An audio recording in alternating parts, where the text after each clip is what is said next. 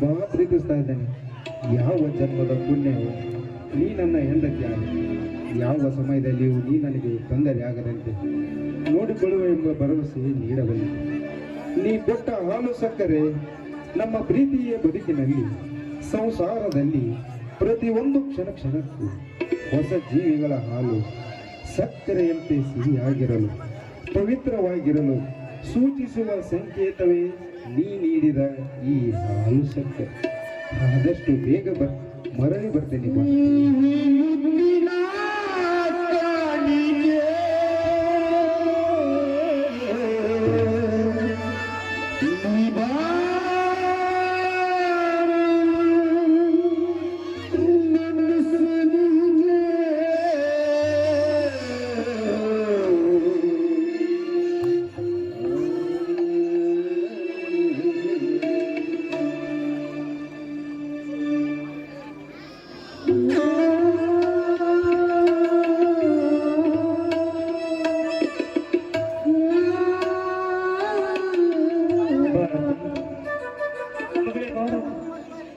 ದಿನಾಲು ಹೀಗೆ ಊಟ ಮಾಡದೆ ದುಃಖಿಸುತ್ತಾ ಕುಳಿತರೆ ಸತ್ತು ಹೋದ ನಿನ್ನ ಗಂಡ ಮತ್ತೆ ಹುಟ್ಟಿ ಬರುತ್ತಾರೆ. ನೋಡಮ್ಮ, ನನಗೂ ಕೂಡ ದುಃಖವಾಗುತ್ತಿದೆ ಅಮ್ಮ. ಆದರೆ ನಿನ್ನೊಡನೆ ನಾನು ಅಳುತ್ತಾ ಕುಳಿತರೆ ನಮ್ಮ ಜೀವನ ಸಾಗಲಾರದಮ್ಮ. ನೋಡಮ್ಮ, ನಮ್ಮ ಧರ್ಮದಲ್ಲಿ ನಾವು ಇಷ್ಟ ಪಡೆದುಕೊಂಡು ಬಂದೇವಂತ ತಿಳಿದು ನಮ್ಮ ಧೈರ್ಯದಿಂದ ಬದುಕಬೇಕಮ್ಮ. ನೋಡಮ್ಮ, ನಾನು ಜೀವಂತವಾಗಿರುವವರೆಗೂ ನನ್ನ ಜೀವಕ್ಕಿಂತ ಹೆಚ್ಚಾಗಿ ನಿನ್ನನ್ನು ನೋಡ್ಕೊಳ್ತೇನಮ್ಮ. ಭಾರತಿ, ಮೊದಲು ನೀನು ಸ್ನಾನ ಮಾಡಿ ಊಟ ಮಾಡು ಹೋಗಮ್ಮ. ಭಾರತಿ, ಊಟ ಮಾಡು. ಸ್ನಾನ ಊಟ ಯಾವುದು ನನಗೆ ಬೇಕಾಗಿಲ್ಲಪ್ಪ.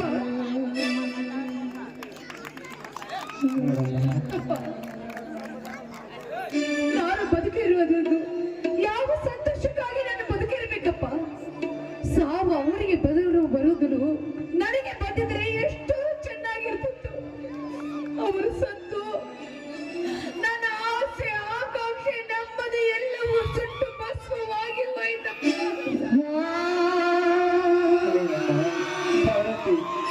ಸಾವು ನಮ್ಮ ಇಚ್ಛೆ ಅಲ್ಲಮ್ಮ, ಅದು ಶಿವನ ಇಚ್ಛೆ.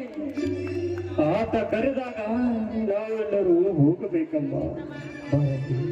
ಸಾವು ತಡೆಯುವ ಶಕ್ತಿ ಯಾರಿಗಿದೆ ಹೇಳು ಈ ಲೋಕದಲ್ಲಿ? ಅದಕ್ಕೆ ಹೇಳಿದುವೇ ದೊಡ್ಡವರು, ಸಾವು ಇಲ್ಲದ ಮನೆಯಲ್ಲಿ ಒಂದು ಹಿಡಿ ಸಾಸ್ಮೆ ತೆಗೆದುಕೊಂಡು ಬಾ ಅಂತ ಹೇಳಿದರು. ಭಾರತಿ, ಸಾಸ್ಮೆ ಎಲ್ಲರ ಮನೆಯಲ್ಲಿ ಇರುತ್ತವೆ, ಆದರೆ ಎಲ್ಲರ ಮನೆಯಲ್ಲಿ ಸಾವು ಕಟ್ಟಿಟ್ಟ ಬುತ್ತಿಯಮ್ಮ. ಭಾರತಿ, ಸತ್ತವರ ಮೇಲೆ ಪಾರ ಹಾಕಿ ಕುಳಿತಿದ್ದರೆ ಈ ಸಮಾಜ ಮುಂದೆ ಸಾಗುತ್ತಿರಲಿಲ್ಲ.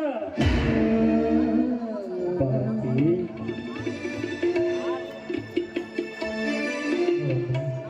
ನಮ್ಮ ಜೀವನದಲ್ಲಿ ಬರುವ ಕಷ್ಟಗಳೆಲ್ಲ ನಂಬುತ್ತಾ ಧೈರ್ಯದಿಂದ ಮುಂದೆ ಸಾಗಬೇಕು. ಅದುವೇ ನಿಜವಾದ ಮಾನವನ ಜನ್ಮ. ಅಪ್ಪ, ಯಾವ ಜನ್ಮದ ಪಾಪವೋ ನಾವೇನು ಅನುಭವಿಸಬೇಕಾಗಿದೆ. ನಾನಿವತ್ತು ಇಷ್ಟು ಬೇಗನೆ ನನ್ನ ಬದುಕು ಬದಲಾಗುತ್ತದೆ ಅಂತ ನಾನು ತಿಳಿದುಕೊಂಡಿರಲಿಲ್ಲವಪ್ಪ. ನಾನು ಅವರಿಗೆ ಅದರ ಎಷ್ಟು ಪರಿಯಾಗಿ ಬೇಡಿಕೊಂಡೆ. ನನ್ನ ಮಾತನ್ನು ಅವರು ಕೇಳಲಿಲ್ಲ. ದೇಶ ಪ್ರೇಮವೇ ನಂಬಿದ ಅವರಿಗೆ ನನ್ನ ಪ್ರೇಮದ ಆಸೆ ಅವರಿಗೆ ಅರ್ಥವಾಗಲಿಲ್ಲಪ್ಪ. ಭಾರತಿ, ಹೊತ್ತು ಹೋಗಿದೆ, ಮಾತು ಮುಗಿದಿದೆ. ಮರಳಿ ಅದನ್ನೇ ಹೇಳಿಸುತ್ತಾ ಹೋದರೆ ಹಿಂದೆ ಹೋದ ಕಾಲ ಮತ್ತೆ ಬರಲಾರದಮ್ಮ. ನೋಡಮ್ಮ ಭಾರತಿ, ನಾನು ಸ್ವಲ್ಪ ಹೊರಗಡೆ ಹೋಗಿ ಬರುತ್ತೇನೆ. ನೀನು ಸ್ನಾನ ಮಾಡಿ ಊಟ ಮಾಡಿ ಹೋಗಮ್ಮ.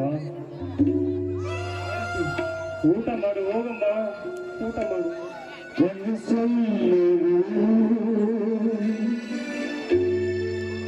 ಶೂರಾಯಿತು ನೀ ಬಂದು ಮಾಡಲ್ಲ, ಕತ್ತಲಾಯಿತು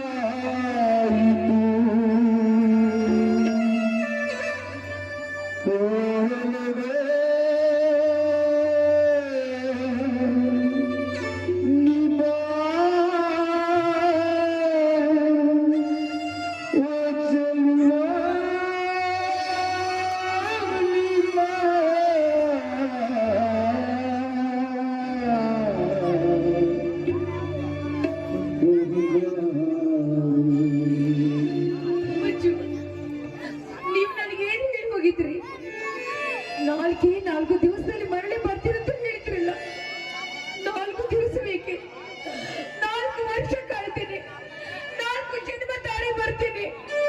ನೀವು ಮತ್ತೆ ಮರಳಿ ಬರ್ತೀರಾ? ಹೇಳಿ ಮಂಜು, ಹೇಳಿ. ನನಗೆ ಯಾಕೆ ಈ ಚಿತ್ರವಸೆಯನ್ನು ಕೊಟ್ಬಿಟ್ರಿ ನೀವು? ನೀವು ಸತ್ತು ಇವತ್ತು ನನ್ನನ್ನು ಒಬ್ಬಂಟಿಗಳನ್ನಾಗಿ ಮಾಡ್ಬಿಟ್ರಿ. ಸಮಾಜದ ದೃಷ್ಟಿಯಲ್ಲಿ ನನ್ನನ್ನು ಒಬ್ಬಂಟಿಗಳನ್ನಾಗಿ ಮಾಡಿಬಿಟ್ರಿ ಮಂಜು. ನೀವು ಸತ್ತಿಲ್ಲ ಮಂಜು, ನೀವು ಸತ್ತಿಲ್ಲ. ನೀವು ನನ್ನ ಹೃದಯದಲ್ಲಿ ಇದ್ದೀರಾ ಮಂಜು.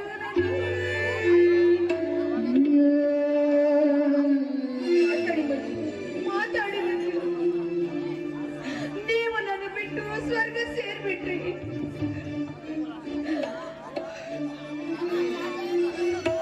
ತಿರುಗಾಳಿಗೆ ಹಿಡಿದ ಹರಿಗೋಲು ತೆರೆದಿ ಬದುಕೆಲ್ಲ ತೆರೆದ ಇದೆ ಹಿಡಿದ ಸಿಹಿಯಲ್ಲ ಕಹಿಯಾಯಿತೆ ಹೃದಯದ ವೇದನೆ ಅದರಲ್ಲಿ ಶೋಧನೆ ಪತಿ ಕೈದ ವಿಧಿ ವಿಧಿಸಿದೆ ದೇವ ಈ ಕತ್ತಲಾದ ಬಾಳಲಿ ಇದೆ.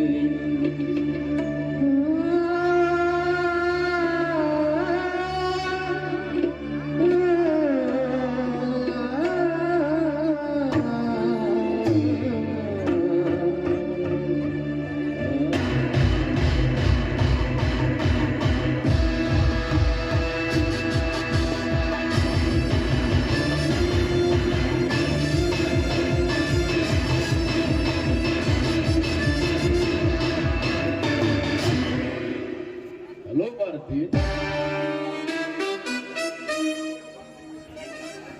ಏನು ಅಪರೂಪವಾಗಿ ನಮ್ಮ ಮನೆ ಕಡೆ ಬಂದಿರಲ್ಲ?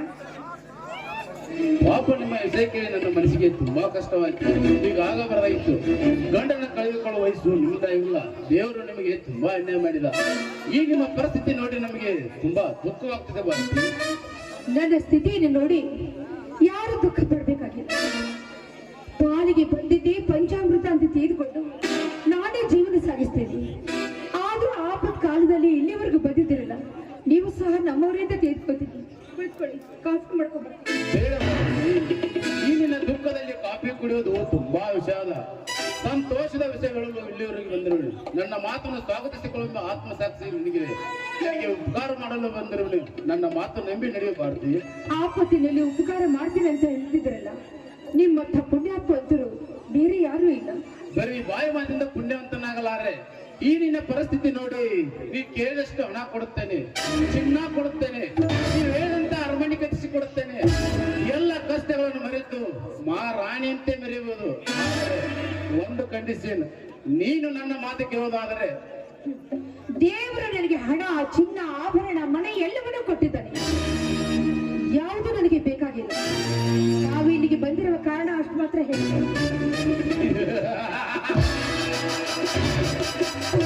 ನಾನು ಇಲ್ಲಿಗೆ ಬಂದ ಕಾರಣ ಚೆನ್ನಾಗಿ ಅರ್ಥ ಮಾಡಿಕೊ. ಅನ್ನ ಆಸಕ್ಕಿಂತ ಮೊದಲೇ ಉಣ್ಣಬೇಕು. ಭೂಮಿ ಹದವಿದ್ದಾಗಲೇ ಬಿತ್ತಬೇಕು. ಗಾಳಿ ಬಿಟ್ಟಾಗಲೇ ತೂರಿಕೊಳ್ಳಬೇಕು. ಹೆಣ್ಣು ಯೌವನವಿದ್ದಾಗಲೇ ಸುಖ ಪಡೆದುಕೊಳ್ಳಬೇಕು. ಅಂದ್ರೆ ನೀವು ಹೇಳುವ ಮಾತಿನ ಗುಟ್ಟು ಅರ್ಥವಾಗಲಿಲ್ಲವೇ ನನ್ನ ಮಾತಿನ ಗೊಟ್ಟು? ತುಂಬಿ ತುಳುಕಿ ನಿಂತಿರುವ ಈ ನಿನ್ನ ಯೌವನ ಸೌಂದರ್ಯವನ್ನು ವ್ಯರ್ಥವಾಗಿ ಹಾಳು ಮಾಡಿಕೊಳ್ಳಬೇಡ. ಮತ್ತೆ ಹೋದ ನಿನ್ನ ಗಂಡನತ್ತು ಮತ್ತೆ ಮರಳಿ ಬರಲಾರನೆ.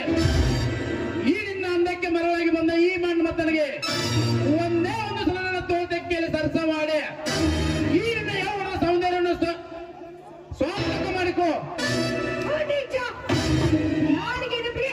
ಮಾತಾಡು. ಹೋಗಿಲೆ ತನ್ನ ರೆಕ್ಕೆ ಕೈಗೊಂಡ್ರ ಮಾತ್ರಕ್ಕೆ ಅದರ ಕಂಠ ಮಾತ್ರ ಯಾವ ಕಾಲಕ್ಕೂ ಬದಲಾಗುವುದಿಲ್ಲ. ನಾನು ವಿಧವೆ ಎಂಬ ಅಹಂಕಾರದಿಂದ ಬಾಯಿಗೆ ಬಂದ ಹಾಗೆ ಮಾತಾಡಿದಾದ್ರೆ ಈಗಲೇ ನೀನು ಕೊಲೆಯಾಗಿ ಹೋಗವೇ ಅಷ್ಟೇ. ನನ್ನ ಅದು ಈ ಕರ್ಮೇನ ಕೊಲೆ ಅದೆಂದಿಗೂ ಸಾಧ್ಯವಿಲ್ಲ. ಏಕೆಂದರೆ 4 ಗೋಡೆಗಳ ಮಧ್ಯೆ ನನ್ನ ಭಾವಚಿತ್ರವನ್ನು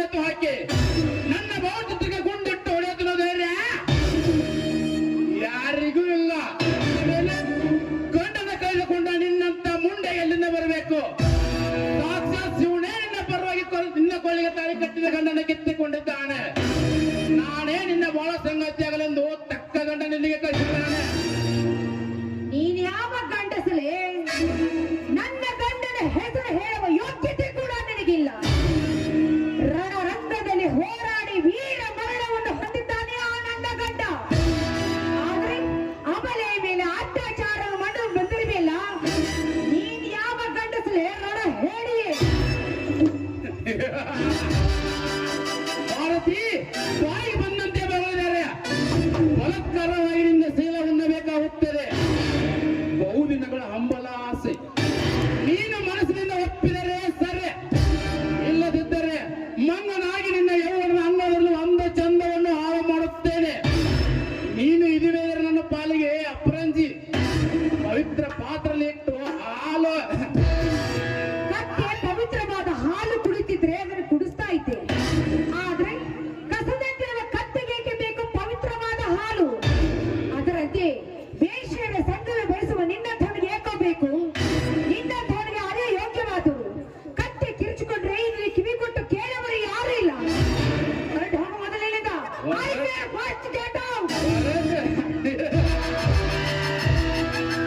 ಹಾಗೆ ಸುಮ್ಮನೆ ಹೊರಟು ಹೋಗಲು ಬಂದಿದ್ರೆ ನಿನ್ನೊಂದಿಗೆ ವಿರಸ ಮಾಡುತ್ತಿರಲ್ಲ. ಸುಮ್ಮನೆ ಹಠ ಬಿಟ್ಟು ನನ್ನೊಂದಿಗೆ ಸರಸ ಮಾಡುವ. ಬೆಂಕಿ ಮುಟ್ಟು ಸುಟ್ಕೊಳ್ಬೇಡ, ಹೊರಟು ಹೋಗು ಇಲ್ಲಿಂದ. ಬೆಂಕಿ ನೀನು ಬೆಂಕಿ ಬೆಂಕಿಯನ್ನು ನುಂದಿಸುವ ನಾನು ನೇರ. ಕತ್ತಿಗೆ ಲತ್ತೆ ಪೆಟ್ಟು ತಿಂದಾಗಲೇ ಅದು ಯಾವ ಕಾಲಕ್ಕೂ ಮನೆಯ ಬಾಗಿಲಿಗೆ ಬರುವುದು. ಎಲೆ ಸೊಕ್ಕಿನೇನೆ. ಈ ನನ್ನ ಕಣ್ಣಿಗೆ ಮುಟ್ಟಿದ ಹೋದ ಬಿಟ್ಟ ಹೋದರೆ ನನ್ನಂತ ಗಂಡ ಜಾತಿಗೆ ಅವಮಾನ ಮಾಡಲೇ ಸೊಕ್ಕಿನೇನೆ.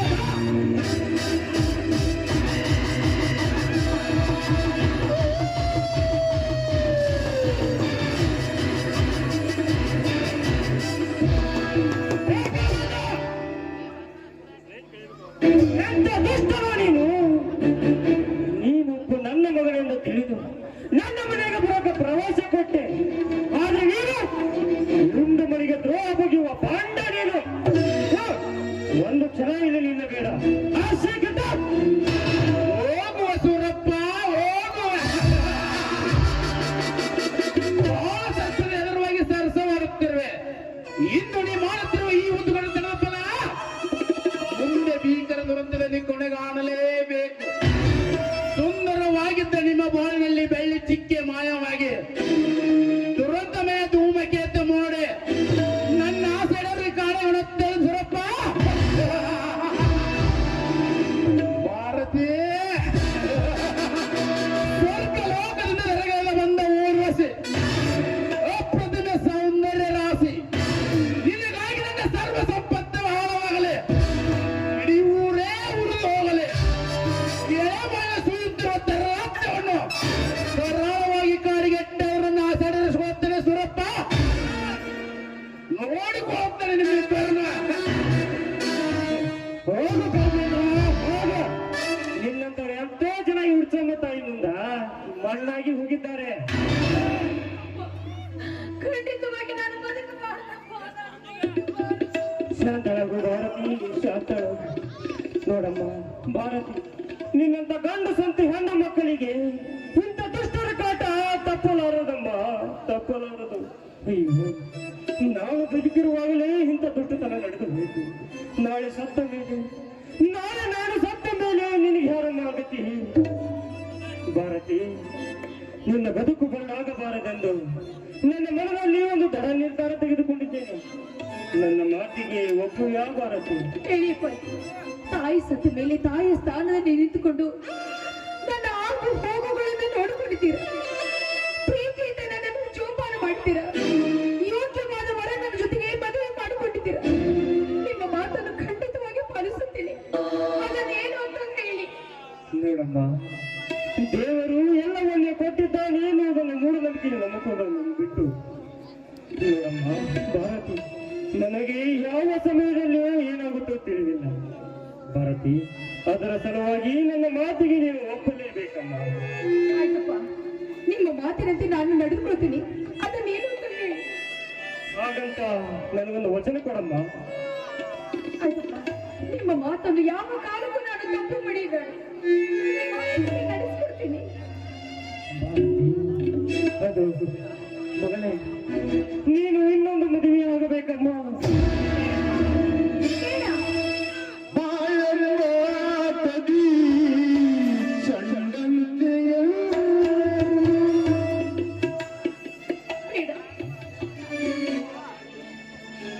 ಎಂಥ ಸಂದರ್ಭ ಬಂದರೂ ಕೂಡ ಮಂಜುವಿಗೆ ನಾನು ಮೋಸ ಮಾಡುತ್ತಿಲ್ಲ ಅಂತ ಮಾತು ಸಹ ಕೊಟ್ಟಿದ್ದೀನಿ. ಕೊನೆಯವರೆಗೂ ಅವರ ಹೆಸರು ಹೇಳಿ ಜೀವನ ಸಾಗಿಸುತ್ತೀರಪ್ಪ. ದಯವಿಟ್ಟು ಇಂಥ ಸಂಕಟವನ್ನು ಮಾತ್ರ ನೀವು ತಂದೊಡ್ಡ ಮೇಲೆ ನೋಡಮ್ಮ, ನೀನು ಸಾಯುವ ಮುಂಚೆ ನಿನ್ನ ಹೆತ್ತಪ್ಪನ ಹಣೆ ನೋಡಿಕೊಂಡು ನಿನ್ನ ಕಣ್ಣಾಡಿ ನೋಡಿಕೊಂಡು ಸಂತೋಷ ಪಡಮ್ಮ. ಏಕೆಂದರೆ ಮಗಳಾಗಿ ಹುಟ್ಟಿದ್ದಕ್ಕೂ ಸಾರ್ಥಕವಾಗುತ್ತೆ. ನೋಡಮ್ಮ, ಭಾರತಿ, ಹೆತ್ತವರು ತನ್ನ ಮಕ್ಕಳಿಗಾಗಿ ಹಿತವನ್ನು ಬಯಸುತ್ತಾರೆ ಹೊರತು ಏನಕ್ಕಾಗಿ ಅಲ್ಲಮ್ಮ. ನೋಡಮ್ಮ ಭಾರತಿ, ಇಷ್ಟರ ಮೇಲೆ ನಿನ್ನ ಹಠವೇ ನಿನಗೆ ಮುಖ್ಯವಾದರೆ ಈ ನಿನ್ನ ಹೆತ್ತಪ್ಪನ ಹೆಣ ಈ ಕ್ಷಣವೇ ಬೀಳುತ್ತೆ. ನೋಡಿ ಸಂತೋಷ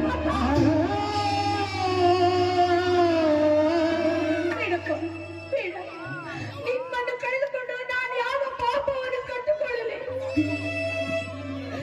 ನಿಮ್ಮ ಮಾತಿನಂತೆ ನಾನು ಮತ್ತೊಂದು ಮದುವೆ ಆಗ್ತೀನಿ. ನೀವು ಹೇಳಿದಂತೆ ನಾನು ಮತ್ತೊಂದು ಮದುವೆ ಆಗೋದಕ್ಕೆ ಸಿದ್ಧ. ಅದೇ ತುಂಬಾ ಸಂತೋಷ ಮಗಳೇ ಭಾರತಿ. ನಿನ್ನ ಮಾತುಗೆ ಹಾಲು ಕೊಡುವಷ್ಟು ಸಂತೋಷವಾಯಿತು. ಭಾರತಿ, ಈಗಲೇ ಸುಧಾಕರನಿಗೆ ಭೇಟಿಯಾಗಿ ನಿನ್ನ ವಿಷಯವನ್ನು ಸಂಪೂರ್ಣವಾಗಿ ಅವಳಿಗೆ ತಿಳಿಸುತ್ತೇನೆ. ನೋಡಮ್ಮ, ಸುಧಾಕರ ಮಗ ರವಿ ಅಂತ ಬೆಂಗಳೂರಿನಲ್ಲಿ ಬ್ಯಾಂಕ್ನಲ್ಲಿ ಕೆಲಸ ಮಾಡುತ್ತಿದ್ದಾನೆ. ನೋಡಮ್ಮ, ಸುಧಾಕರ ಇದನ್ನು ಒಪ್ಪಿದರೆ ರವಿನ ನಾಳೆ ಬೆಂಗಳೂರಿಂದ ಕರೆಸಬಹುದು. ಹಾ ಮಗಳೇ, ಈ ವಿಷಯ ನಿಶ್ಚಿತಾದ ಮಾಡಿಕೊಂಡೇ ನಾನು ಮರಳಿ ಮನೆಗೆ ಬರುತ್ತೇನೆ. ಬರ್ತೀನಮ್ಮ.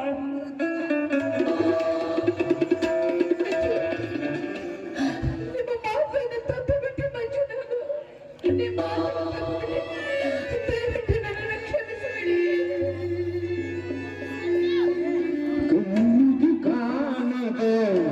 ನಾಟಕಕಾರ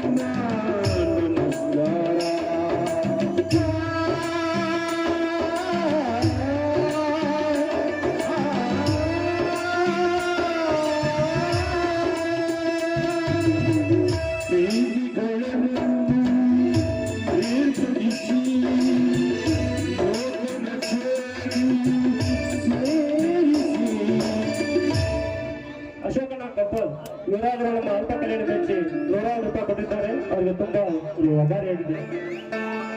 ಈ ಕಂಪನಿಗೆ ಮಾಜಿ ಸೈನಿಕರಾದಂತಹ ಸಂಗಪ್ಪ ಪಡಗಡೆ ಅವರು 1 ಸಾವಿರ ಕೊಟ್ಟಿರುತ್ತಾರೆ. ಅವರು ಕೂಡ ಧನ್ಯವಾದಗಳು. ಅದೇ ರೀತಿಯಾಗಿ ಈರಣ್ಣ ಸೊಗಲ 500 ರೂಪಾಯಿ, ಪರಮೇಶ್ವರ್ ಇಂಚಲ 500 ರೂಪಾಯಿ, ಚನ್ನಬಸಪ್ಪ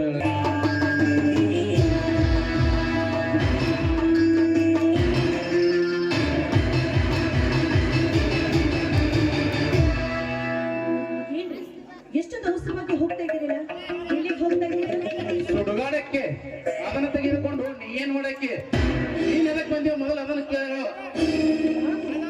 ಯಾಕೆ ಇಷ್ಟೊಂದು ಕೋಪದಿಂದ ಮಾತಾಡ್ತಿದ್ದೀರಾ? ಅಂಥದ್ದೇನಾಯ್ತು? ಯಾಕೆ ನಿಮಗೆ ನನ್ನ ಮೇಲೆ ಪ್ರೀತಿ ಇಲ್ವಾ? ಪ್ರೀತಿ ಪ್ರೇಮ ಸುಟ್ಟಾಕು. ನೀನು ಬಂದ ವಿಷಯವೇನು? ನಿಮ್ಮೊಂದಿಗೆ ಮುಖ್ಯವಾದ ವಿಷಯವನ್ನು ಮಾತಾಡಬೇಕಾಗಿತ್ತು. ಅದೇ ಕಾರಣಕ್ಕಾಗಿ ಅರ್ಜೆಂಟ್ ಆಗಿ ನಿಮ್ಮನ್ನ ಇಲ್ಲಿವರೆಗೂ ನಾನು ಕಾಣಲು ಬಂದೆ. ಸರಿ, ನೀನು ಬಂದ ವಿಷಯವೇನು? ಹೇಳ್ತೀನಿ. ನಾನೀಗ ನಿಜವಾಗ್ಲೂ 3 ತಿಂಗಳ ಗರ್ಭಿಣಿ. ನೀನು ಗರ್ಭಿಣಿ ಆದ್ರೆ ನಾನೇನು ಮಾಡಲಿ?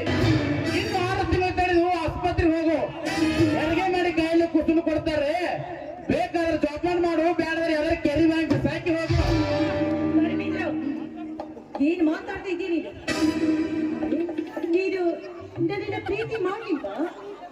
ನನ್ನ ಕೊನೆಗೆ ತಾಳಿ ಕಟ್ಟುವುದಿಲ್ಲ. ತಾಳಿ ಕಟ್ಟು ಸಲುವಾಗಿ ನಿನ್ನನ್ನು ಪ್ರೀತಿಸಿಲ್ಲ. ಮದುವೆ ಮಾಡಿ ಮಧ್ಯದಲ್ಲಿ ಕೈ ಬಿಟ್ಟು ಬಿಡುವೆ. ನೀನೀಗ ಗರ್ಭಿಣಿ. ನೀನ್ಯಾರೋ ನಾನ್ಯಾರೋ. ನನ್ನ ದಾರಿ ನಾನು ನೋಡ್ಕೋತಾನೆ, ನಿನ್ನ ದಾರಿ ನೀನು ನೋಡ್ಕೋ. ನಾನೀಗ ಗರ್ಭಿಣಿಯಾಗಿದ್ದು ನಿನ್ನಿಂದ. ಅಂದ್ರೆ ನೀನು ನನ್ನ ಕೊರಳಿಗೆ ತಾಳಿ ಕಟ್ಟಲೇಬೇಕು. ಅಯ್ಯೋ ಹುಚ್ಚಿ, ಗರ್ಭಿಣಿ ಮಾಡಿರಲ್ಲ ನಾ ತಾಳಿ ಕಟ್ಟು ಪದ್ಧತಿ ನನ್ನಲ್ಲಿ ಇದ್ದಿದ್ರೆ ಇಷ್ಟೊತ್ತಿಗೆ ಅಷ್ಟೋ ಹೆಣ್ಣುಗಳು ನನ್ನ ಮನೆಯಲ್ಲಿ ಹಂಡತಿರಾಗಿರುತ್ತಿದ್ದರು.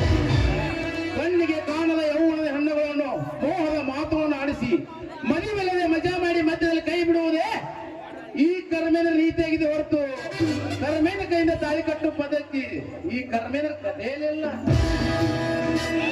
ನೀನು ಒಬ್ಬಳು. ಬೇಕಾದ್ರೆ ಹೊಟ್ಟೆ ಪದ ಹಣ ಕೊಡ್ತೇನೆ, ಎಲ್ಲಾದ್ರೂ ಹೋಗಿ ಬದುಕಿಕೋ. ಆಚೆ ಇಲ್ಲದ ನಾಯಿ ಮಮತೆಯಿಂದ ನನ್ನನ್ನ ಪ್ರೀತಿ ಮಾಡುವ ನಟನೆ ಮಾಡ್ತಾ ನನ್ನನ್ನೀಗ ಗರ್ಭಿಣಿ ಮಾಡಿ ತಾಳಿ ಕಟ್ಟುವುದಿಲ್ಲ ಅಂತ ಹೇಳ್ತಾ ಇದೆಯಲ್ಲ, ನೀನು ಕಡಬ ಮನುಷ್ಯನ.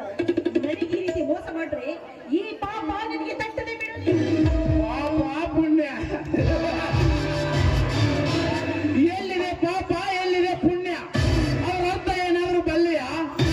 ನ್ಯಾಯ ನೀತಿ ಧರ್ಮವನ್ನು ಬಿಟ್ಟು ಮತ್ತೊಬ್ಬರ ಮೇಲೆ ಕುತ್ತಿಗೆ ಮೇಲೆ ಕಾಲಿಟ್ಟು ಬದುಕುವುದೇ ಪುಣ್ಯದ ಕೆಲಸ. ತಾನು ಬದುಕಿಸಿ ಮತ್ತೊಬ್ಬರು ಬದುಕಿಸುವುದೇ ಆ ಪಾಪದ ಕೆಲಸ. ಪಾಪ ಪುಣ್ಯದ ಮಾರ್ಗವನ್ನು ಬಿಟ್ಟು ಮುಂದೆ ಬದುಕುವುದಾರು ನೋಡು. ಡಾಕ್ಟರ್ ಹತ್ತಿರ ಹೋಗಿ ಹಣ ಸಾಕಿದರೆ ನಿನ್ನ ಹೊಟ್ಟೆಯಲ್ಲಿರುವ ಪಾಪದ ಪಿಂಡವನ್ನು ತೆಗಿತಾರೆ. ಈ ಸಮಾಜದಲ್ಲಿ ಮತ್ತು ಗರ್ತೆ ಅಂತ ನಟನೆ ಮಾಡಬಹುದು. ನನ್ನ ಹಿಂದೆ ಬಂದರೆ ನಿನಗೆ ನರಕ ತಪ್ಪುವುದು. ಈಗಿನ ಉಪದೇಶದ ಮಾತು ನನಗೆ ಬೇಕಾಗಿಲ್ಲ. ಕೂಡ ನೀನು ನನ್ನ ಕೊರಳಿಗೆ ತಾಳಿಯನ್ನ ಕಟ್ಟಲೇಬೇಕು. ನಾನು ನಿನಗೊಂದು ಪ್ರಶ್ನೆ ಕೇಳ್ತೀನಿ, ನನಗೆ ಉತ್ತರವನ್ನು ಕೊಡ್ತೀಯ? ಕೇಳಬಹುದು. ನಿನಗೆ ಜನ್ಮ ನೀಡಿದ ತಂದೆ ಯಾರು? ನನಗೆ ಜನ್ಮ ನೀಡಿದ ತಂದೆ ದೇವೇಂದ್ರ. ದೇವೇಂದ್ರ? ಓಹೋ, ಹಾಗಾದ್ರೆ ಆ ಹೆಸರನ್ನು ಬಿಟ್ಟು ನೀನು ಮತ್ತೊಬ್ಬರ ಹೆಸರನ್ನು ಯಾಕೆ ಹೇಳಬಾರ್ದು? ಸಂದರ್ಭ ಬಿದ್ದರೆ ಹೇಳಬೇಕಾಗುತ್ತದೆ. ಈ ಸಮಾಜದಲ್ಲಿ ನಾವು ಬದುಕಬೇಕೆಂದರೆ. ಅರ್ಥವಾಯ್ತು ಬಿಡು. ನಿನ್ನ ತಂದೆ ದೇವೇಂದ್ರ ಮೇಲೆ ನಿನ್ನ ತಾಯಿ ರಂಭಿ, ಊರ್ವಶಿ, ಮೇನಕಿರಿರಬಹುದು. ಅದಕ್ಕೆ ನಿನ್ನ ಬಾಯಿಂದ ಇಂಥ ಮಾತುಗಳು ಬರೋದು ಸ್ವಾಭಾವಿಕ. ರೂಪ, ಬಾಯಿ ಸ್ವಲ್ಪ ಬಿಗಿ ಹಿಡಿದು ಮಾತನಾಡು. ನೀನು ನನ್ನಿಂದಲೇ ಗರ್ಭಿಣಿಯಾಗಿದ್ದ ಏನು ಗ್ಯಾರಂಟಿ? ನೀನು ನಿನ್ನ ತಂದೆಗೆ ಹುಟ್ಟಿದ್ದೀಯ ಅಂತ ಏನಾಗ ಮನ ಬಂದಂತೆ ಮಾತನಾಡಿದ್ರೆ ಈ ನಿನ್ನ ದಯ ಮಣ್ಣು ಪಾಲಾಗುತ್ತದೆ. ಮಾತನಾಡು. ಮನೆ ತಿರುಗುವ ನಾಯಿ. ಎಚ್ಚರ ತಪ್ಪಿ ಮಾತಾಡುವ ಏನಿನ ಮಾತುಗಳು ಬಿಟ್ಟ ಹರಕು ಚಪ್ಪಲಿಯ ನೀನೇನಂದ್ರೆ ನಾನು ಮನೆಗೆ ತಿರುಗುವ ನಾಯಿ. ಆದ್ರೆ ಅನ್ನ ಹಾಕಿದವರ ಮನೆಗೆ ಕನ್ನ ಹಾಕುವಂತ ನಾಯಿ ನಾನಲ್ಲ. ನೀನಿಂಥ ನಾಯಿ ಗೊತ್ತಾ? ಹುಚ್ಚ ನಾಯಿ. ನಿನ್ನಂಥ ನಾಯಿ ಕಚ್ಚಿದ ನಿಜವಾದ್ರೆ ಮೈಯೆಲ್ಲ ವಿಷವೇರಿ ಹೋಗುತ್ತೆ. ಬಿಡಬಾರ್ದು. ನಿನ್ನಂಥ ಚಾಂಡಾಲನ್ನ ಸುಮ್ಮನೆ ಬಿಡಬಾರ್ದು. ದಾರಿ ನಿಲ್ಲಿಸಿ ಗುಡ್ಡಿಟ್ಟು ಕೊಲೆ ಮಾಡಬೇಕು. ನಮ್ಮಂಥ ನಾರಿಯರು ಈ ಸಮಾಜದಲ್ಲಿ ಬದುಕುವುದಕ್ಕೆ ಸಾಧ್ಯ.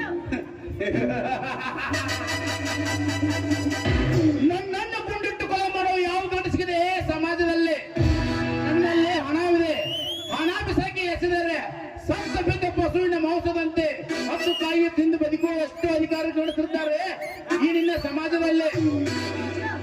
ನೀನು ಈ ಸಮಾಜದ ಪಾರಬಹುದು. ನೀನ್ ಮಾಡಿದ ತಪ್ಪಿಗೆ ಕೋರ್ಟಿನ ಕಟ್ಟೆ ಎತ್ತಿ ನಾನು ಸರ್ಕಾರದ ಶಿಕ್ಷಣ ಕೊಡಿಸ್ತೀನಿ. ಈ ನಿನ್ನ ಸರ್ಕಾರ ನನ್ನನ್ನು ಏನು ಮಾಡಲು ಸಾಧ್ಯವಿಲ್ಲ. ಒಂಟಿ ಹೆಣ್ಣು ಹೊಂಟಾಗ ರೋಡಲ್ಲಿ ಹೊಂಟಾಗ ಅತ್ಯಾಚಾರ ಮಾಡಿದರೆ ಕಣ್ಣು ಕಾಣುವಂತೆ ಹೋಗುತ್ತಾರೆ ಈ ನಿನ್ನ ಪೊಲೀಸರು. ಪೊಲೀಸರ ಮುಂದೆ ಗುಂಡಿಟ್ಟು ಕೊಲೆ ಮಾಡಿದ್ರು ಆ ಕೊಲೆಗಾರ ಇನ್ನೂ ಬಂದಿಲ್ಲ ಈ ನಿನ್ನ ಸರ್ಕಾರದ ಭಯವಿಲ್ಲದೆ ಕೋರ್ಟಿನ ಆವರಣದಲ್ಲಿ ಕೊಲೆ ಮಾಡುವಷ್ಟು ಧೈರ್ಯ ಬಂದಿದೆ ಈ ನಿಮ್ಮ ಸಮಾಜಕ್ಕೆ. ಅಂದ ಮೇಲೆ ಇನ್ನೊಂದು ಹೆಣ್ಣು ನನ್ನನ್ನು ಏನು ಮಾಡಲು ಸಾಧ್ಯವಿಲ್ಲ. ನೀನು ಕೋರ್ಟಿನ ಕಟ್ಟೆ ಏರಿದರೆ ನಾನು ಹಣ ಚೆಲ್ಲಿ ಪಾರಾಗಿ ಬರುತ್ತೇನೆ. ನೀನು ನೆನಪಿನಲ್ಲಿ ಇಟ್ಟಿಕೋ. ನೀನು ಹಣವನ್ನು ಚೆಲ್ಲಿ ಪಾರಾಗಬಹುದು, ಆದ್ರೆ ನನ್ನ ಕೈಯಿಂದ ಪಾರಾಗೋದಕ್ಕೆ ಯಾವ ಕಾರಣಕ್ಕೂ ಸಾಧ್ಯ. ಏನು ಮಾಡಬಲ್ಲೆ? ಒಳ್ಳೆ ಮಾತಿನ ಹೇಳ್ತಾ ಇದ್ದೀನಿ. ಈ ರೀತಿ ಹಠವನ್ನು ಹಿಡಿಬೇಡ. ನನ್ನ ಶೀಲವನ್ನ ಹಾಳು ಮಾಡಿದ ದುಂಬಿ ನೀನೆ. ನಿನ್ನ ಕೈಯಾರೆ ನನ್ನ ಕೊರಳಿಗೆ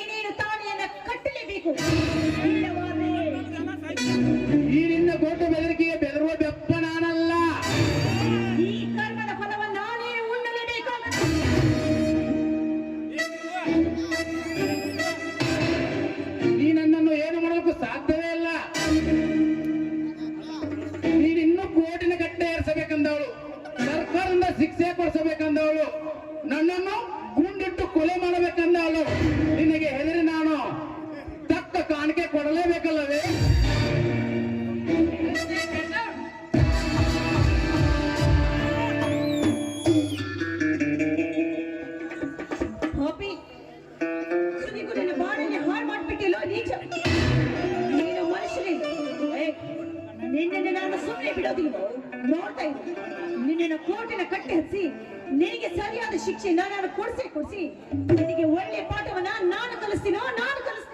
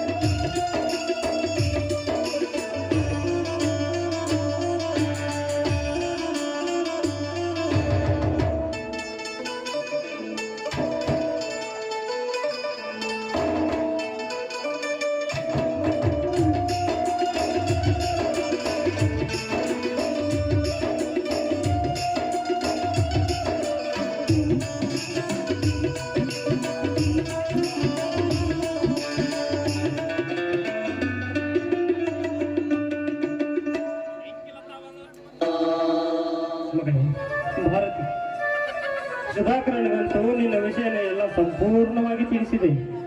ಸುಧಾಕರ ಮನಸಾರಿ ಒಪ್ಪಿಕೊಂಡನಮ್ಮ. ನನ್ನ ಕಣ್ಣ ಮುಂದೆ ರವಿಗೆ ಫೋನ್ ಹಚ್ಚಿ ಎಲ್ಲ ವಿಷಯವನ್ನು ತಿಳಿಸಿದ. ರವಿ ಕೂಡ ಮನಸಾರಿ ಒಪ್ಪಿಕೊಂಡಿದ್ದಾನಮ್ಮ. ನೋಡಮ್ಮ, ಸುಧಾಕರ ಫೋನ್ ಹಚ್ಚಿದ್ದಮ್ಮ. ಇವತ್ತ ಬೆಂಗಳೂರಿಂದ ಬಂದರೂ ಬರ್ಬೋದು ರವಿ.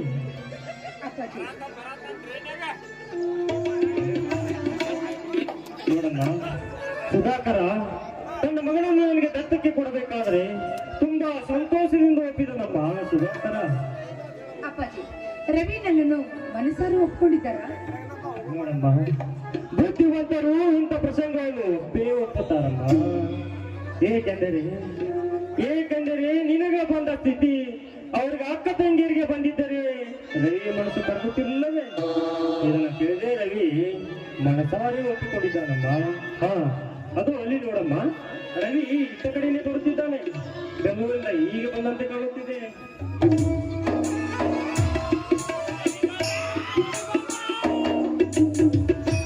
ನಮಸ್ಕಾರ ಸರ್.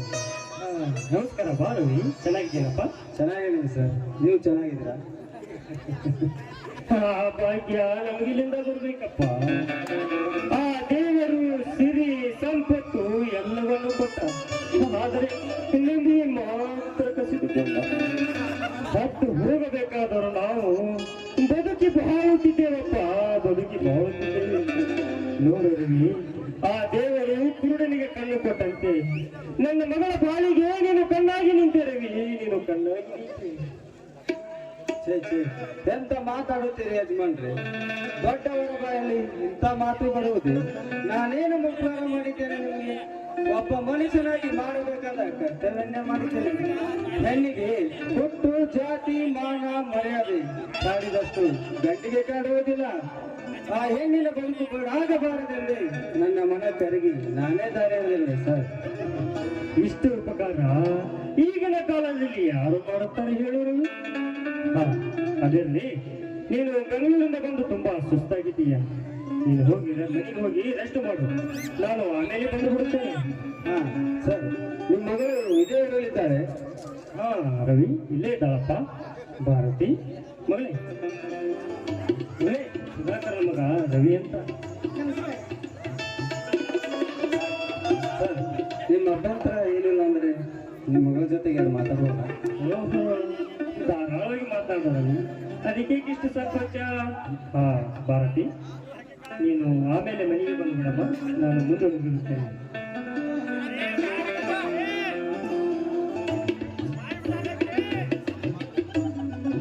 ನೋಡು ಭಾರತಿ, ನಿಮ್ಮ ದಾಂಪತ್ಯ ಜೀವನದಲ್ಲಿ ಕೈಗೆ ಬಂದು ತುತ್ತು ಬಾಯಿಗೆ ಬರಲಿಲ್ಲ. ದೇವರು ಇಷ್ಟೊಂದು ಅನ್ಯಾಯ ಮಾಡಬಾರ್ದಾಗಿತ್ತು. ದೇವರು ಅನ್ಯಾಯ ಮಾಡಿದ್ರು ಕೂಡ ಧೈರ್ಯದಿಂದ ನೀವು ನನ್ನ ಜೊತೆ ಎರಡನೇ ಮದುವೆಗೆ ಒಪ್ಪಿದ್ದೀರಲ್ಲ, ಅದೇ ನನ್ನ ಆತ್ಮ ಸಂತೋಷ. ನನ್ನ ಆತ್ಮ ಸಾಕ್ಷಿಯಿಂದ ನಿಮ್ಮನ್ನು ಮದುವೆ ಆಗಲು ಸಿದ್ಧನಿದ್ದೇನೆ. ಆದರೆ ನನ್ನದೊಂದು ಪ್ರಾರ್ಥನೆ. ಈ ನಿಮ್ಮ ಪ್ರಾರ್ಥನೆಗೆ ಸಾಧ್ಯವಾದ ಮಟ್ಟಿಗೆ ನಾನು ಉತ್ತರ ಕೊಡ್ತೀನಿ. ನೋಡು ಭಾರತಿ, ನೀನು ನನ್ನ ಜೊತೆ ಮದುವೆಯಾಗಲು ಒಪ್ಪಿಗೆ ನೀಡಿದ್ದೀರಿ ನಿಜ. ಆದರೆ ನಿಮ್ಮ ಮನಸಾರೆ ಒಪ್ಪಿದ್ದೀರೋ ಅಥವಾ ಈ ಸಮಾಜ ಕಂಜಿ ಇಲ್ಲವೋ ನಿಮ್ಮ ತಂದೆಯವರ ಒತ್ತಾಯಕ್ಕೆ ಮನೆದು ಇಲ್ಲವೇ ನಿಮ್ಮ ಬಾಳ ಸಂಗಾತಿಗೆ ಒಬ್ಬ ಗಂಡ ಇರಬೇಕೆಂಬ ಆಸೆಯಿಂದ ಒಪ್ಪಿದ್ದೀರೋ? ದಯವಿಟ್ಟು ನಿರ್ಭಯವಾಗಿ ಹೇಳಿ. ಸಮಾಜ ಕಂಜಿ ತಂದೆಯವರ ಒತ್ತಾಯಕ್ಕೆ ಒಳಪಟ್ಟು ನಾನು ಈ ಮದುವೆಯನ್ನು ಮಾಡ್ಕೊಳ್ಳೋದಕ್ಕೆ ಒಪ್ಪಿಲ್ಲ. ನಾನೊಬ್ಳು ಗೃಹಿಣಿ ಆಗಬೇಕು, ಮಾಡಿಕೊಂಡ ಗಂಡ ಪ್ರೀತಿ ಮಾಡುವನು ಹಾಗಾಗಿರ್ಬೇಕು ಎಂಬ ಉದ್ದೇಶದಿಂದ ನಾನು ಈ ಮದುವೆಗೆ ಒಪ್ಪಿಕೊಂಡಿದ್ದೀನಿ ಅಷ್ಟೇ. ನಿಮ್ಮ ಮಾತೇನೋ ನಿಜ. ಮದುವೆಗಿಂತ ಮುಂಚೆ ನಿಮ್ಮ ಮನದಲ್ಲಿ ಏನಾದರೂ ಆಸೆ ಆಕಾಂಕ್ಷ ಇದ್ದರೆ ಅದನ್ನು ನನ್ನ ಮುಂದೆ ಇವತ್ತೇ ಹೇಳಿಬಿಡಿ. ಏಕೆ ಅಂದರೆ ನನ್ನ ಜೀವನದಲ್ಲಿ ಪ್ರೀತಿ ಮಾಡಬೇಕೆಂಬ ಸಾಕಷ್ಟು ಹುಡುಗಿಯರು ಮೋಸ ಮಾಡಿ ಹೋಗಿದ್ದಾರೆ. ಕೊನೆ ಪಕ್ಷ ನೀವು ಸಿಕ್ಕಿದ್ದೀರಿ. ಅದು ನನ್ನ ಭಾಗ್ಯ ಎಂದು ತಿಳಿದು ನಿಮ್ಮನ್ನು ಮದುವೆ ಆಗುತ್ತೇನೆ.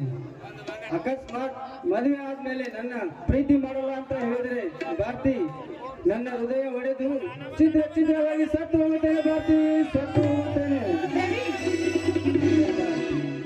ಹೆಣ್ಣಿನ ವಿಷಯದಲ್ಲಿ ಕೊನೆ ಪಕ್ಷ ನೀವು ಸಿಕ್ಕಿದ್ದೀರಿ. ಅದು ನನ್ನ ಭಾಗ್ಯ ಎಂದು ತಿಳಿದು ನಿಮ್ಮನ್ನು ಮದುವೆ ಆಗುತ್ತೇನೆ. ಮುಂದಿನ ವಿಚಾರ ನಿಮಗೆ ಬಿಟ್ಟಿದ್ದು. ಇಲ್ಲವೇ ನಾನು ನಿಮ್ಮನ್ನು ಮನಸಾರೆ ಪ್ರೀತಿಸ್ತಾ ಇದ್ದೀನಿ. ನಾನು ವಿಧವೆ ಅಂತ ಗೊತ್ತಿದ್ರು ಕೂಡ ನೀವು ನನ್ನ ಕೊರಳಿಗೆ ತಾಳಿ ಕಟ್ಟಲು ಮುಂದಾಗಿದ್ದಿರದ ಮೇಲೆ ನೀವೇ ನನ್ನ ಪಾಲಿನ ದೇವರು ಅಂತ ತಿಳಿದ ಕನಸು ಮನಸ್ಸಿನಲ್ಲಿ ಕೂಡ ನಾನು ಯಾರನ್ನು ನೆನೆಸಲಾರೆ. ಪ್ರಾಮಿಸ್? ಪ್ರಾಮಿಸ್. ನನ್ನ ಬಾಳು ಬಂಗಾರವಾಗಿ ನನ್ನ ಬದಲಾಗಿ ಹೋಯಿತು. ನನ್ನ ಪಾಲಿನ ದೇವರು ನೀವು. ತುಂಬಾ ಥ್ಯಾಂಕ್ಸ್ ಭಾರತಿ. ಇದೇ ಸಮಾಜ